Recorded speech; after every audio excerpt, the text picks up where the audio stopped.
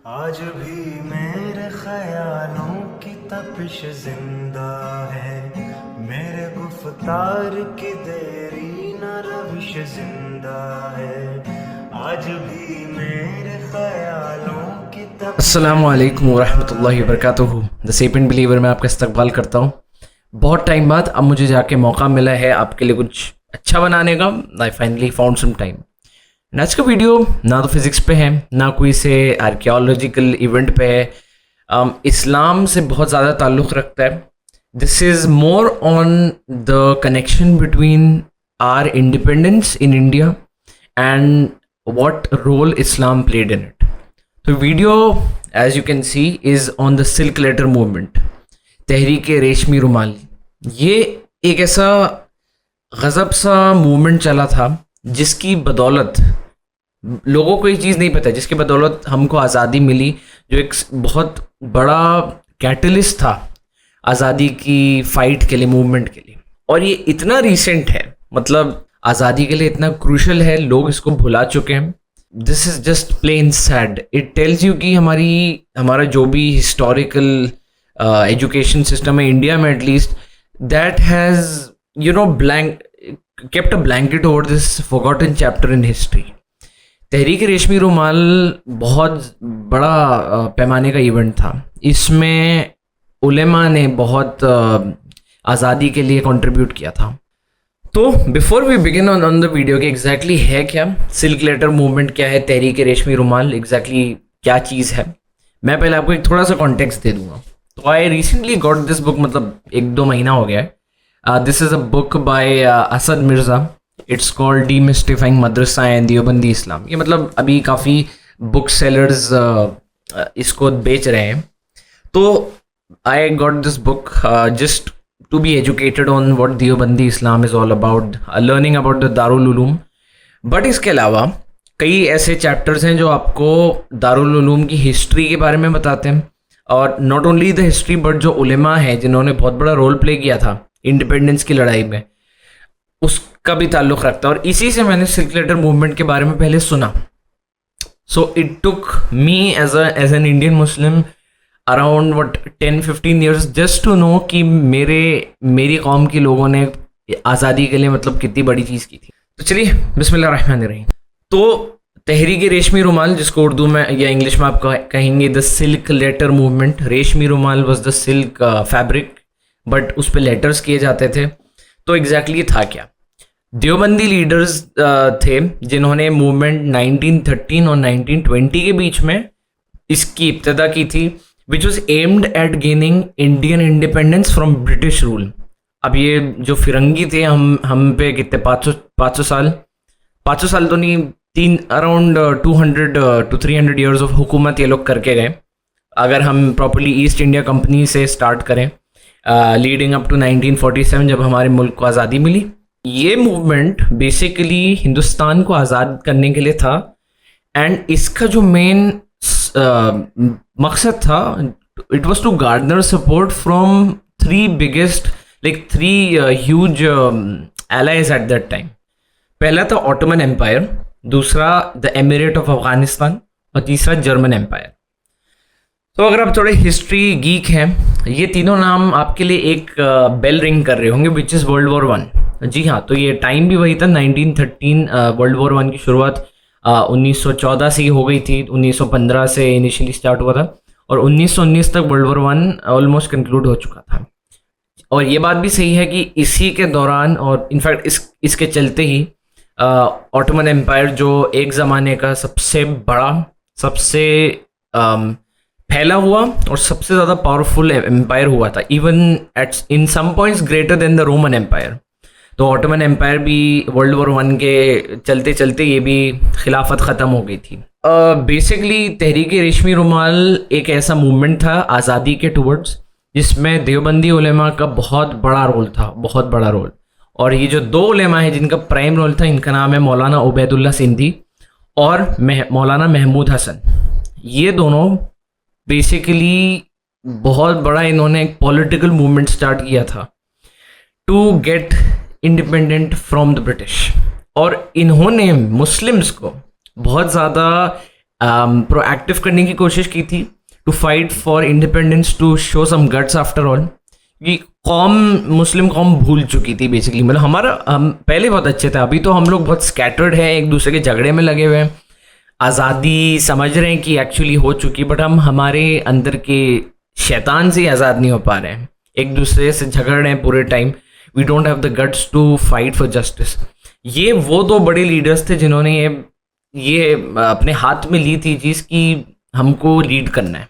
मैं आपको थोड़ा सा बैकग्राउंड देना चाहूँगा। ये movement world war 1, as I told you, वहीं के अराउंड स्टार्ट हुआ था, और पूरी दुनिया में इस दौरान एंटी कलोनियल सेंटिमेंट्स बहुत इस्टेब्लिश हो गए थे।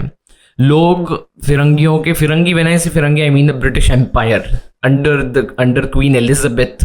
बट इंडिया के पैरेलली कई ऐसे कंट्रीज थे जो खुद ब्रिटिशर्स से आज़ादी पाना चाह रहे थे, just like Afghanistan near us and other countries as well.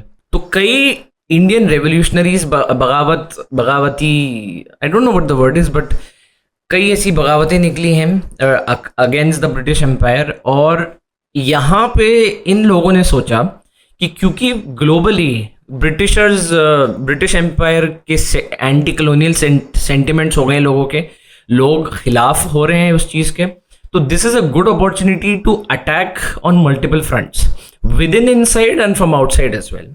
तो तहरीक रेशमी रुमाल एक मूवमेंट था जो उत्तर प्रदेश से, इनफैक्ट देवबंद से ही इसका इस्टेब्लिशमेंट हुआ है। तो दारुल उलूम देवबंद, जो आई थिंक एशिया का, if not the largest but the most popular Islamic seminary है, मदरसा कह सकते हैं आप उसको, आप मकतब कह सकते हैं, it's a place of Islamic scholarship. तो ये खिलाफत मूवमेंट जो चल ही रहा था अल्टीमेटली, इंडिया में भी चला इस चीज़ का, ऑटोमन एम्पायर के सपोर्ट में गार्डन हुआ था। It was aim to protect the खिलाफत ऑफ कोर्स, और हमारे लिए खिलाफत बहुत बड़ी चीज़ थी। हमको इनफैक्ट कुरान शरीफ में अल्लाह ताला बोलते हैं खलीफा बनाया है हज़रत आदम अलैहिस्सलाम को ज़मीन का, और खलीफा का मतलब सिर्फ सक्सेसर नहीं होता या एक नोबल पोजीशन नहीं होती। खलीफा मतलब आप अपने हाथों जिम्मेदारी उठा रहे हैं पूरी ज़मीन की, वो होती है खिलाफत। तो Muslims were initially and officially and always given the responsibility to achieve खिलाफत। तो ये खिलाफत मूवमेंट, खैर ये खिलाफत मूवमेंट अलग था, ये ऑटोमन एम्पायर को प्रोटेक्ट करने के लिए था, जिसमें मुस्लिम यूनिटी बहुत बड़ा सिंबल था। तो पहले हम थोड़ा बात करते हैं लीडर्स के बारे में कि एग्जैक्टली कौन मूवमेंट के लीडर्स कौन थे। तो ऐसा टोल्ड यू, पहला नाम जो आता है तहरीक रेशमी रुमाल का, वो है मौलाना महमूद हसन। मौलाना महमूद हसन को शेखुल हिंद का भी दर्जा दिया गया था। He was called the leader of India, leader as an Islamic leader कह लो आप, और ये देवबंदी मूवमेंट के भी लीडर थे। साथ ही साथ जो स्पिरिचुअल और आइडियोलॉजिकल थॉट प्रोसेस है इस मूवमेंट के पीछे, वो मौलाना महमूद हसन का ही था। और दूसरे जो की प्राइम रोल जिनका था वो थे मौलाना उबैदुल्ला सिंधी। ये एक इंडियन नेशनलिस्ट थे, ये भी इंडियन मुस्लिम्स को मोबिलाइज करने में लगे हुए थे शुरुआत से ही ब्रिटिश हुकूमत के खिलाफ। बट इनका जो मेन फैक्टर था वो था to get allianced with to get allied with other nations outside of India. तो as I mention German Empire हो गया, अफगानिस्तान की अमीरी एज एन एमिरेट हो गया, and Ottoman Empire of course जो डिक्लाइन में था but still it had a lot of power and a lot of leverage on the global scale. तो पहले तहरीक रेशमी रुमाल के पहले मैं एक और चीज़ आपको बताना चाहूँगा। What if I told you कि ब्रिटिश हुकूमत के अंडर भी इंडिया का एक सेपरेट गवर्नमेंट बन चुका था, प्रॉपर नेशन जिसको आप कह सकते हैं, बट वो ऑफिशियली गवर्नमेंट ऑफ इंडिया नहीं था क्योंकि हम आज़ाद नहीं हुए थे, तब भी ब्रिटिश हुकूमत चल रही थी, लोग आज़ादी की लड़ाई लड़ रहे थे। बट काबुल में 1915 दिसंबर 1915 में the provisional government of India establish हुआ। ये एक गवर्नमेंट इन एग्जाइल थी, यानी कि एक आप कह सकते प्रॉक्सी गवर्नमेंट तो नहीं कहूँगा मैं, बट ये फंक्शनिंग उसकी वैसी थी कि जो एक्चुअल मुल्क है हमारा हिंदुस्तान, उसमें आप गवर्नमेंट बना ही नहीं सकते। ब्रिटिशर्स ऑफ कोर्स अरेस्ट कर लेते, आप पे 100 दफ़ा के कुछ सेक्शंस आर्टिकल्स जो भी उनके थे ठोक देते, यू वुड बी इम्प्रिजन्ड, कोई पॉइंट नहीं था। It is better to form a government in exile in some other country, in this case Kabul Afghanistan. तो वर्ल्ड वॉर 1 के टाइम पे ही बना था और इस गवर्नमेंट का ताल्लुक तहरीक रेशमी रुमाल से बहुत ज़्यादा क्लोज था, क्योंकि Maulana Ubaidullah Sindhi himself was a part of this government. तो let's first talk about this. Provisional government of India actually बना इसलिए था कि इंटरनली तो इंडियंस कुछ कर नहीं सकते थे, रेवोल्यूशनरीज बगावत चल रही थी, बट किस स्केल पे करते, मैन पावर नहीं, फाइनेंशियल एड नहीं, और स्पेशली वो ग्लोबल प्रेजेंस नहीं था कि वो लोग अकेले कुछ कर पाते। So some of these people जिनके हम अभी बात करते हैं, ये गए Afghanistan to garner support from the Afghan emir Habibullah Khan. ये अफगान के अमीर थे। अमीर आप ऐसे समझ लीजिए एक जनरल था, लीडिंग जनरल। और साथ ही साथ इनके जो एलाइज थे, सेंट्रल पावर्स जो वर्ल्ड वॉर 1 में कहलाते थे, जिनको एक्सिस एक्चुअली वर्ल्ड वॉर 2 में था, सॉरी, जो सेंट्रल पावर्स थी जिसमें मेनली जर्मनी और ऑटोमन एम्पायर था, तो इनसे सपोर्ट मांगने गए थे to get independence in India, at least to get that support कि हम फिरंगियों को भगाएं यहाँ से। तो इस प्रोविजनल गवर्नमेंट ऑफ इंडिया के चार मेजर लीडर्स कह लें आप या की फिगर्स थे। पहले थे राजा महेंद्र प्रताप सिंह, वो एक आज़ाद फ्रीडम फाइटर, एक प्रोमिनेंट इंडियन नेशनलिस्ट थे। He was the president of the provisional government of India. In fact ये अलीगढ़ के रॉयल घराने से आए थे, तो he had long been active in revolutionary activities. इनका भी मकसद वही था कि ब्रिटिशर्स को इंडिया से बाहर निकाले। फिर ऑफ कोर्स मौलाना बरकतुल्ला, ये दूसरा रोल है, ये थोड़ा अलग इनका। He might have been involve with Deoband, I am not sure, but Maulana Barkatullah एक इन्फ्लुएंशियल इस्लामिक स्कॉलर थे एंड ये प्राइम मिनिस्टर बने थे उस प्रोविजनल गवर्नमेंट ऑफ इंडिया के। एक गदर पार्टी थी जो अक्रॉस अब्रॉड यूनाइटेड स्टेट्स में, कनाडा में जितने आपके देसीज थे, देसीज एज इन तब तो इंडिया पाकिस्तान होता नहीं था, तो in that time desis were just the people from Hindustan, right, the entire Hindustan. तो गदर पार्टी बाहर बनी हुई थी, वो उसके लीडिंग फिगर थे। उन्होंने देसीज को, not only Muslims but Hindus and Muslims, जितने हिंदू मुस्लिम सिख ईसाई हुएवर वर इंडियंस, उनको और जो फॉरेन में रहते थे, NRIs कह लें आप एक तरीके से, उन लोग को भी इन्होंने प्रोएक्टिवेट किया था। फिर ऑफ कोर्स मौलाना उबैदुल्ला सिंधी, जो सिल्क लेटर मूवमेंट, तहरीक रेशमी रुमाल के प्रोमिनेंट फिगर थे। He was the interior minister of the provisional government. तो ये काबुल भाग गए थे बिकॉज रेशमी रुमाल का, तहरीक रेशमी रुमाल का जो इवेंट्स हुए थे which was related to the silk letters, अभी मैं उस पर आता हूँ, तो इनको he had to flee to Kabul and वहाँ से उन्होंने अपनी रेवोल्यूशनरी एक्टिविटीज कंटिन्यू की। And finally another key figure, अब आपने चलो नॉर्थ देख लिया, आपने सेंट्रल वो देख लिया, साउथ का कोई लीडर भी होना चाहिए because the provisional government of India had to be united. So Champak Raman Pillai was the foreign minister in the government and ये साउथ के बहुत बड़े लीडर थे। नॉट ओनली दैट, इनके जर्मन सर्कल्स में बहुत अच्छे कनेक्शंस भी थे। तो that is another thing you can use your advantage and it's all about politics. आपके पास कनेक्शंस हैं तो आपके पास पावर है, सीधी बात। नाउ इस प्रोविजनल गवर्नमेंट के थोड़े ऑब्जेक्टिव्स की भी बात कर लेते हैं because this ties in very closely with the silk letter movement.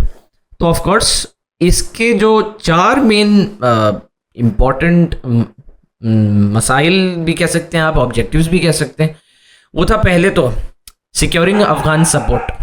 Afghanistan उस टाइम का, as I told you, emirate थी, वहाँ पे उनके पास रिसोर्सेज बहुत थे, फाइनेंशियली अफगानिस्तान काफ़ी हेल्प कर सकता था। तो अफगानिस्तान के अमीर जो थे हबीबुल्ला खान, उनसे लोग सपोर्ट मांगने गए थे provisional government of India, they had very close connections. तो they wanted to use Afghanistan as a base for launching a military campaign against British India. Military campaign जरूरी था, आप सिर्फ you can't just use words to get independent. You have to fight for it, physically fight for it. Amir Habibullah was very empathetic to the cause, बहुत वो इस चीज़ के towards तवज्जो रखते थे। But again उनके लिए एक बड़ा कंसर्न था कि ब्रिटिशर्स से अगर भिड़ लेते हैं तो ब्रिटिश एम्पायर उस टाइम पे मतलब स्ट्रॉन्ग होल्ड था ही उसका, और अगर आप अटैक कर रहे हो किसी पे, ठीक है, तो आप पे सिर्फ उस एनिमी का भी खतरा नहीं बट उस एनिमी के एलाइज का भी खतरा है, सीधी बात है। एंड इफ नॉट दैट, तो ऐसा दूसरा कोई आपका एनिमी जो बस वेट कर रहा है किसी चीज़ के लिए, in that case was the Russian Empire. तो हबीबुल्लाह खान के लिए ये थोड़ा सा रिस्की मैन्यूवर था कि नीचे ब्रिटिश एम्पायर है, ऊपर रशियन एम्पायर है, ख़तरा है अगर हम हमारे पोजीशंस को वल्नरेबल करें, क्योंकि अटैक में ऐसा होता है, when you are attacking you open a lot of vulnerable position. दूसरा जो ऑब्जेक्टिव था प्रोविजनल गवर्नमेंट ऑफ इंडिया, वो था to form alliances with the central powers. Of course ये तो बहुत कॉमन सेंस है। तो ये सिर्फ सिल्क लेटर मूवमेंट नहीं है, ये आपकी प्रोविजनल गवर्नमेंट ऑफ इंडिया का भी ऑब्जेक्टिव था कि जो उस टाइम की सेंट्रल पावर्स थी उनको अलायंस में रखना, बिकॉज बाकी दुनिया आई डोंट थिंक सो इतना कंसिडर कर रही थी। वही हाल जो आप अमेरिका का हमेशा ही देखेंगे, अमेरिका जो उसके पर्सनल इंटरेस्ट में रहता है वो उसी पे काम करते हैं। तो ब्रिटिशर्स उनके लिए पर्सनल इंटरेस्ट था, उनको फ़र्क नहीं पड़ रहा था इंडियंस आज़ाद होए ना होए, वो बस एक्सपेक्ट कर रहे थे कि हम खुद ब खुद हो जाएंगे, और हम हो भी गए थे अल्हम्दुलिल्लाह। ये लीडर्स इनको पावर दे सकते थे, इनको मिलिट्री सपोर्ट, फाइनेंशियल एड दे सकते थे। तो ये एक और बड़ा ऑब्जेक्टिव था कि उनसे एलाय करा जाए। और एक बड़ा पॉइंट जो है वो है कि ये तो एक रेवोल्यूशनरी मूवमेंट था ही। हिंदुस्तान की आज़ादी की लड़ाई 1857 से चल रही थी। आपने सुना ही होगा जो रिवॉल्ट ऑफ 1857 था, जिसमें मंगल पांडे जैसे की फिगर्स थे। इसके बाद से ही चलते चलते कई ऐसी बगावत, काफ़ी बगावतें शुरू हो गई थी, if I am using that word right. और प्रोविजनल गवर्नमेंट ऑफ इंडिया ये भी चाह रहा था कि जो दूसरे मूवमेंट्स हैं, जैसे like the Ghadar party, anti colonial movement जो था, यूएस और कनाडा के अराउंड जितना इंडियन डायस्पोरा था, देसीज जो फैले हुए थे, तो एक तो वहाँ से इनको एक सपोर्ट मिल रहा था। दूसरा, इंडियन मुस्लिम्स उस टाइम पे काफ़ी प्रोएक्टिव थे, तो जो लोग तहरीक रेशमी रुमाल से कनेक्टेड थे, सिल्क लेटर मूवमेंट, तो उनको भी ये कि एक शेयर्ड गोल था कि हमको भैया ब्रिटिशर्स को भगा रहे हैं ऐसे किसी भी हालत में, हमें आज़ादी चाहिए, क्योंकि हमारा मुल्क है, बहुत हमने स्लेवरी झेल ली, हम हमारे मुल्क के अंदर ही मुलाजिम बन के रह रहे हैं। तो आइडिया यही था कि एक यूनाइटेड फ्रंट बने साउथ एशिया के लिए, मतलब एटलीस्ट अगर इंडिया तो बहुत छोटा उसमें अगर अफगानिस्तान भी आ जाए, उसमें आसपास वाले नेशंस भी अगर सपोर्ट कर लें, तो ये प्रॉपर एक बड़ा मूवमेंट होना था, एंटी कॉलोनियल सेंटिमेंट। तो प्रोविजनल गवर्नमेंट ऑफ इंडिया काफ़ी बड़ा मायने रखता था, मतलब एटलीस्ट। अब ये इसका आगे डिक्लाइन भी हुआ काफ़ी। वर्ल्ड वॉर 1 के बाद एज यू नो कि ऑटोमन एम्पायर कमज़ोर पड़ गया था, अफगानिस्तान के अमीर उधर भी थोड़ा कमज़ोरी आ गई थी। तो 1918 तक सेंट्रल पावर सारी कोलैप्स हो गई थी। प्रोविजनल गवर्नमेंट ऑफ इंडिया भी अल्टीमेटली ख़त्म ही हो गया था। हाउएवर इसका जो रोल था वो था इस चीज़ को इंसाइट करना है, इट्स टू इनिशिएट कि ऐसा मूवमेंट आए। तो ये बहुत बड़ा इंस्पिरेशन था फ्यूचर मूवमेंट्स के लिए। And of course hats off to all the freedom fighters, all the people who were in exile, जिन्होंने एक ऐसी गवर्नमेंट बनाई just to establish the fact कि they were serious about independence, और अब चीज़ें बदलने वाली थी। अंडर 30-40 ईयर्स हमें आज़ादी मिल गई थी, तो ये बहुत बड़ा की रोल था इन लोगों के टूवर्ड्स। नाउ अब आते हैं तहरीक रेशमी रुमाल एक्चुअली था क्या। तो पहले तो इसकी प्लानिंग के बारे में समझते हैं कि मौलाना उबैदुल्ला सिंधी और मौलाना महमूद हसन ने एग्जैक्टली करा क्या था, क्या सोचा था कि ब्रिटिश एम्पायर को कैसे तोड़ना है। तो the strategy is, I mean it's phenomenal, it's picture perfect. जो मैंने इसके बारे में पढ़ा है अब मैं आपको शेयर करता हूँ एग्जैक्टली है क्या।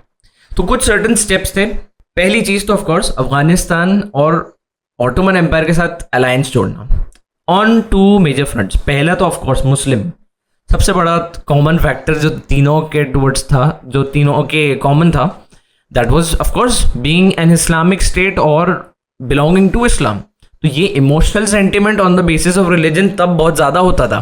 पहला तो ये था कि अफगानिस्तान और ऑटोमन एम्पायर से अलायंस जोड़ें, और इसका रीज़न ऑफकोर्स ये था कि मुस्लिम्स हैं, तो एक वो इमोशनल सेंटिमेंट जुड़ गया था। आइडिया यही था कि अफगानिस्तान को एज अ बेस लेके, वही प्रोविजनल गवर्नमेंट ऑफ इंडिया की स्ट्रैटेजी, अफगानिस्तान का बहुत जियोपॉलिटिकल सिग्निफिकेंस था तब के टाइम पे, तो उसको एज अ बेस बना के जो अंग्रेज थे उनके अगेंस्ट एक प्रॉपर स्ट्रैटेजिक अटैक करना with assistance from the Ottoman forces. As I told you, cavalry आपको चाहिए, you need the man power. Now the silk letter movement, the Darul Uloom at Deoband, they did not have that.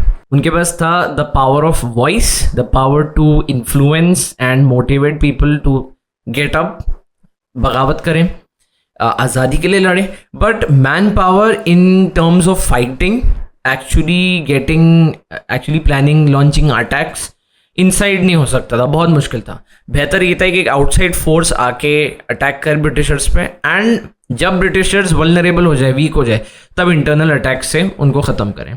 तो एक first step था in that plan. दूसरा था Indian soldiers को mobilise करना. ठीक है, तो इसमें यह था कि उस टाइम की ब्रिटिश फोर्सेस में सिर्फ गोरे नहीं थे, उसमें हमारे देसी मुस्लिम्स, हिंदूज सब लोग थे प्रॉपर. उनकी मजबूरी थी, शायद वो अपनी फैमिली का पेट भरने के लिए या सिर्फ जिंदा रहने के लिए ये काम कर रहे थे. तो सेकेंड प्लान का जो पॉइंट नंबर 2 था वो ये भी था कि इन इंडियन सोल्जर्स को ब्रिटिशर्स के अगेंस्ट मोबिलाइज करें. Of course the power of voice, as I told you, यहाँ पे बहुत इंपॉर्टेंट था. तो प्लान ये था कि जब तक अफगानिस्तान से एक्सटीरियर अटैक आता, इंटीरियर हम अटैक कैसे करते हैं, ब्रिटिश फोर्सेस को डिस्टेबलाइज करके, क्योंकि अब उनके खुद के सिपाही जो इतने टाइम से मुलाजिम बने हुए थे वो खुद बगावत का सोच रहे हैं. तो ऐसा कोई एम्पायर फिर स्टेबलाइज रह ही नहीं सकता अल्टीमेटली. फिर स्टार वॉर्स में और क्या हुआ, स्टार वॉर्स में सिर्फ आउटसाइड अटैक्स नहीं थे, कई इंटरनली लोगों ने चीज़ें जो टर्न हो गए थे अच्छी साइड के टुवर्ड्स, इंटरनली उन्होंने की, तब जाके एम्पायर ख़त्म हुआ.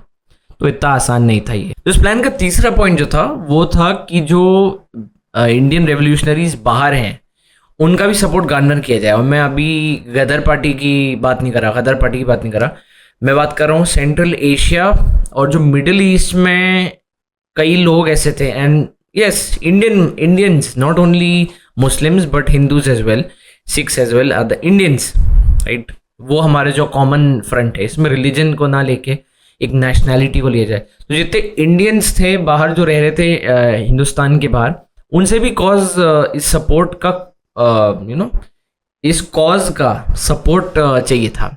तो गदर पार्टी तो अपना काम कर ही रही थी नॉर्थ अमेरिकन इंडियन डायस्पोरा में, इस चीज़ को करने का इंसाइट कि आज़ादी का टाइम आ चुका है हमारे मुल्क में.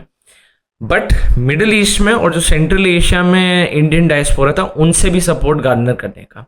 तो ये जो छोटे छोटे टुकड़े हर जगह, टुकड़े तो नहीं कहूँगा but I would call it drops of a common sea, right. ये जो अलग अलग जगहों पे फैले हो गए थे, डायस्पोरा था, उनसे अगर सपोर्ट मिलना था ना, तो this would become a global campaign. ये सिर्फ लोकलाइज कैंपेन नहीं होता, एक ग्लोबल कैंपेन हो जाता. तो ये काफ़ी बड़ा रीज़न था. और जो चौथा पॉइंट था जिसकी बदौलत इस मूवमेंट को नाम मिला तहरीक रेशमी रुमाल, वो था सीक्रेट कम्युनिकेशंस. ऑफ कोर्स आप पब्लिकली नहीं कर सकते, मतलब सीधी बात है, आपको बगावत करनी है, आपको रेवोल्यूशनरी बनना है, तो 2 तरीके हैं. एक है बल वाला, पब्लिकली कन्फ्रंट करो, तुम गलत कर रहे हो और हम तुम्हें ऐसे मारेंगे वैसे मारेंगे. तो ये तो मतलब बेवकूफ़ी है, ऐसे कोई नहीं करता है. तो दूसरी चीज़ है बुद्धि वाली, आपकी बुद्धि यूज़ करो ना जो दी है. Make the communications private, secret communications, और खुफिया एस्पेक्ट इधर आता है. तो जो लीडर्स थे यानी कि मौलाना उबैदुल्ला सिंधी और मौलाना महमूद हसन, तो उबैदुल्ला सिंधी थे काबुल में, ठीक है. कई बार वो मल्टीपल इंडियन लोकेशंस पे भी थे. और मौलाना महमूद हसन प्राइमरीली अपना दारुल उलूम देवबंद के ऑफ कोर्स उलेमा आलिम थे, वहीं से वो काम कर रहे थे. तो कम्युनिकेशन वाज डिफ़िकल्ट. डायरेक्टली आप ख़त नहीं भेज सकते थे, ना आप कबूतर उड़ा सकते थे. तो उस टाइम पे एक स्ट्रैटेजी क्या, मतलब एक तरीका निकला था.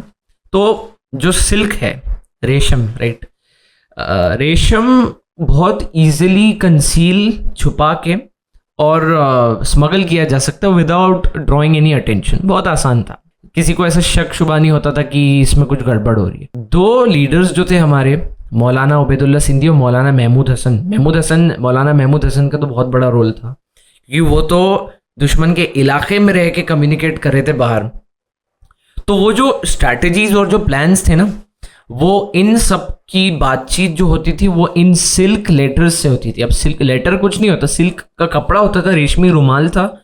इन्हीं रेशम के रुमालों पे मौलाना महमूद हसन और मौलाना उबैदुल्ला सिंधी दोनों कम्युनिकेट करते थे कि अब हमारा अगला प्लान क्या है। जितने भी जो भी सोर्सेज ऑफ कम्युनिकेशन था वो यही था, because it use to be smuggled very easily. और ये कई सालों चला है, मतलब ये सीक्रेट लेटर्स सिल्क क्लॉथ पे जो लिखे गए थे ये आज की तारीख में वल्लाहु आलम कहाँ पर है। अंग्रेज शायद इनको जला दिए होंगे, ले गए होंगे अपने साथ, गॉड नोस, क्योंकि मुझे ऐसा कहीं आर्काइव में मिला तो नहीं ऐसा। तो ये बहुत ही लाजवाब तरीका था टू कम्युनिकेट। तो अब इसका हुआ कि अल्टीमेटली सिल्क लेटर मूवमेंट बहुत पावर में आने लगे थे, और साथ ही साथ उनके एलाइज जो थे प्रोविजनल गवर्नमेंट ऑफ इंडिया वो भी अपना काम कर रहे थे। अनफॉर्चुनेटली 1918 के पहले इनफैक्ट और पहले 1915-16 में ब्रिटिशर्स को, ब्रिटिश इंटेलिजेंस जो थी उनको इन प्लान्स के बारे में पता चल गया था। तो उनको ख़त मिल गए होंगे जो रेशम के रुमाल पे ये लोग कम्युनिकेट कर रहे थे। और उस टाइम पे ब्रिटिशर्स ने भी अपना काम करा था। उनको पता था कि across the world anti colonial sentiments develop हो रहे हैं, तो हमको बहुत सतर्क रहना है, बहुत एक्सपोज्ड पोजीशन में हमको एक इंटेलिजेंस नेटवर्क डेवलप करना है। वर्ल्ड वॉर 1 के टाइम पे तो मतलब बहुत तगड़े हो गए थे ये, इनके इंटेल इनका स्ट्रॉन्ग हो गया था, तो वो हर चीज़ की तैयारी कर रहे थे। तो अनफॉर्चुनेटली वो जो सीक्रेट लेटर्स थे वो इंटरसेप्ट कर लिए गए थे, और इंटरसेप्ट कर लिया मतलब अब टू वे कनेक्शन रहा ही नहीं, अब बीच में एक मिडिल मैन आ चुका है, तो आप एक्सपोज हो गए हो। 1916 में मौलाना महमूद हसन को फिर अरेस्ट कर लिया गया था। मक्का में थे वो एक्चुअली, आई थिंक उनको पता लग गया था कि कुछ दिक्कत होने वाली है। और ऑफ कोर्स सऊदी अरेबिया उस टाइम पे ब्रिटिशर्स के अंडर ही था, मतलब ऑटोमन कैलिफेट क्योंकि कोलैप्स होने वाली थी, हो ही गई थी ऑलमोस्ट वर्ल्ड वॉर 1 के चलते चलते। तो ब्रिटिशर्स ने उनको वहाँ पे अरेस्ट कर लिया मक्का में, और उनको माल्टा डिपोर्ट कर दिया। कई साल वो वहाँ पे मुलाजिम रहे, कैद रहे। और मौलाना उबैदुल्ला सिंधी किसी तरह अरेस्ट इवेट कर पाए थे, वो अरेस्ट नहीं हो पाए थे। उन्होंने फिर अपनी जो ये एक्टिविटीज़ हैं ये कंटिन्यू की अफ़गानिस्तान से, और अल्टीमेटली फिर वहाँ पे नहीं हुआ तो सोवियत रशिया चले गए थे असाइलम के लिए। ये ब्रिटिश अथॉरिटीज़ ने बहुत इफ़ेक्टिवली इस मूवमेंट को सप्रेस किया। या तो लीडर्स को अरेस्ट कर लिया था या फिर उनको एग्जाइल में भेज दिया था, जैसे मौलाना महमूद हसन को माल्टा भेजा। बट ये जो मूवमेंट था ये एक स्टेपिंग स्टोन था, एक मोटिवेशन था, not only for Indian Muslims but for all kinds of Indians. ये सिर्फ तहरीक रेशमी रुमाल नहीं, ये सारी एक्टिविटीज़ जो एक साथ चल रही थी। Although I would say the decision to take this huge step, क्योंकि मैं वर्ड आलिम या उलेमा यूज़ करता हूँ तो आपके दिमाग में टोपी वाले, बड़ी दाढ़ी वाले, कुर्ते पजामे वाले शख्सियात आप इमेजिन कर पा रहे होंगे। इफ़ नॉट आई मीन वही आइडिया बना हुआ है। बट ये कुछ सर्टन उलेमा ऐसे निकले हिंदुस्तान से ही, हमारे मुल्क से ही, जिन्होंने बोला नहीं, हम लोग सॉरी है, हम लोग भैया कैद में नहीं रह सकते, आज़ाद हिंदुस्तान चाहिए, हमको रूल करना है हमारे हिसाब से। सब जो हिंदुस्तानी जैसा रहना चाहते हैं हम वैसे रूल करेंगे, हमको किसी के अंडर मुलाजिम बन के नहीं रहना। ये जो आइडिया है जो इस्लाम शुरू से बोलता आ रहा है, कुरान शरीफ में आया, हदीसों में आया है कि do not be oppressed, because the one who stays oppressed, जिसको फ़र्क नहीं पड़ता, ठीक है यार रह लेंगे ऑपरेशन में, वो बड़ा गुनहगार है ऑपरेसर से। तो जो आप पे जुल्म, जो जालिम है और जो मुलाजिम है, अगर मुलाजिम ये समझ के मुलाजिम रह रहा है कि उसको फ़र्क नहीं पड़ता, he doesn't give a dam, और ठीक है मुझे फ़र्क नहीं पड़ता, वो भैया फिर जालिम से बड़ा जालिम है मुलाजिम इस केस में। तो ये उलेमा और दारुल उलूम का इसमें बहुत बड़ा रोल था। ये book as I told you, ये बुक ज़रूर पढ़ें अगर आपको मिल सकती है, डीमिस्टिफाइंग मदरसा, मैं इसकी लिंक डाल दूंगा, तो इसको ज़रूर पढ़ें, आपको दारुल उलूम के बारे में पता चलेगा। एंड सिल्क लेटर मूवमेंट का भी उसमें काफ़ी बयान दिया हुआ है। तो भैया तहरीक रेशमी रुमाल अपने ऑब्जेक्टिव सारे पूरे तो नहीं कर पाया, बट जो बहुत बड़ा ऑब्जेक्टिव इसने पूरा किया वो था इंडियन रेवोल्यूशनरीज और फॉरेन पावर्स के कोलैबोरेशन से हिंदुस्तान को आज़ादी मिल पाई है। तो इसमें रिलीजियस मुस्लिम आइडेंटिटी जिसका बहुत बड़ा रोल था, वो इन लोगों ने इस्टेब्लिश की। Without a Muslim identity properly guided मुलाजिम ही रहना था हमको, मतलब हम सबको। इसमें मुस्लिम्स का बहुत बड़ा हाथ है। तो आपको अगर कोई बोले कि आज़ादी में नो हिंदू नो मुस्लिम, तो ये तो गलत ही बात है। मतलब मैं सरदार पटेल, मुझे पता नहीं मतलब हिंदूज़ में कौन ऐसे पंडित होंगे या वो होंगे जिन्होंने मूवमेंट्स लेड किए होंगे आज़ादी के towards, and I am sure बहुत सारे होंगे। सिखों में भी कई ऐसे गुरुज तो नहीं कहेंगे बट सिख लीडर्स थे, रिलीजियस लीडर्स जिन्होंने किया होगा।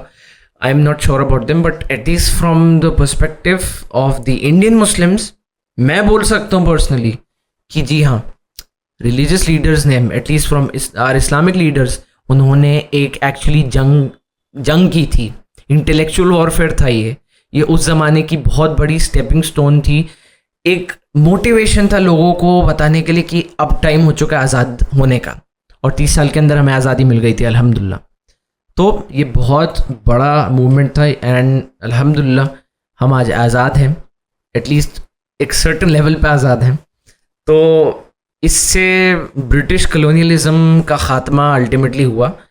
इस मूवमेंट से कई बाहर के भी जो मुस्लिम मुल्क थे, अफ़गानिस्तान फॉर एग्जांपल, उन लोगों ने भी अल्टीमेटली फिर आज़ादी पाई। तो सिल्क लेटर मूवमेंट की लेगेसी कोई भुला नहीं सकता। एंड ऑफ कोर्स ये एक्चुअली रिकग्नाइज हुआ कब, 2013 में हमारे प्रेसिडेंट प्रणब मुखर्जी ने इस चीज़ को कमेमोरेट किया था। इनफैक्ट जो डिपार्टमेंट ऑफ स्टैम्प्स है, मिनिस्ट्री ऑफ स्टैम्प्स है, उन्होंने एक स्टैम्प जारी किया था इस सिल्क लेटर मूवमेंट को रिकग्नाइज करने के लिए, उनके एफर्ट्स को। तो 2013 में प्रणब मुखर्जी ने इस चीज़ को अपलॉड भी किया था कि ये जो फॉरगॉटन चैप्टर इन हिस्ट्री है, जो लोग इस चीज़ से ज़्यादा वाकिफ़ नहीं होंगे, तो ये उन लोगों ने बाहर इस चीज़ को दिखा के, दर्शा के, थ्रू अ स्टैम्प उस चीज़ को बताया। तो दैट वाज समथिंग अमेजिंग। तो मौलाना Mahmood Hasan will be remembered as a national hero in India, of course, and same with Ubaidullah Sindhi and other freedom fighters as well. तो ये बहुत बड़ी चीज़ है जो आपको याद रखनी चाहिए as an Indian Muslim. And if you are not an Indian Muslim, तो एक चीज़ ध्यान रखें, उस ज़माने में there was no India, there was no Pakistan, there was no Bangladesh, एक था हिंदुस्तान, प्रॉपर हिंदुस्तान था। तो आपकी आज़ादी if you are from Pakistan, हमारी आज़ादी if you are from India, उन सब की बदौलत ये कुछ मूवमेंट्स हैं। और स्पेशली ये जो इंडियन मुस्लिम आइडेंटिटी यहाँ पे दिख रही है, ये हमारे लिए बहुत बड़ा एग्जाम्पल होना चाहिए कि अगर आप ऑपरेशन में जी रहे हैं तो you have to fight for it. हक की लड़ाई लड़नी है, ऑपरेस नहीं रहना है। अगर आप ऑपरेस्ड मर्जी से रह रहे हैं कि आप फिर जालिम से बड़े जालिम हैं। तो आज इस वीडियो को यहीं पे हम कंक्लूड करते हैं। Thanks a lot for watching this video, अगर आपने यहाँ तक देखा है और आपको ऐसे और इंटरेस्टिंग इंडियन हिस्ट्री के चैप्टर्स के बारे में जानना है, कुछ और चीज़ें जाननी है, तो प्लीज़ मुझे कमेंट्स में बताइए, सब्सक्राइब कर लीजिए। एंड और कोई वीडियो आपको देखना है मेरे से, आपको कुछ कोलैबोरेट करना है, तो मेरा मेल आईडी डिस्क्रिप्शन में है, लेट्स टॉक ऑन मेल। तो चलिए अगले एपिसोड या अगले वीडियो में मिलते हैं। अल्लाह हाफिज़।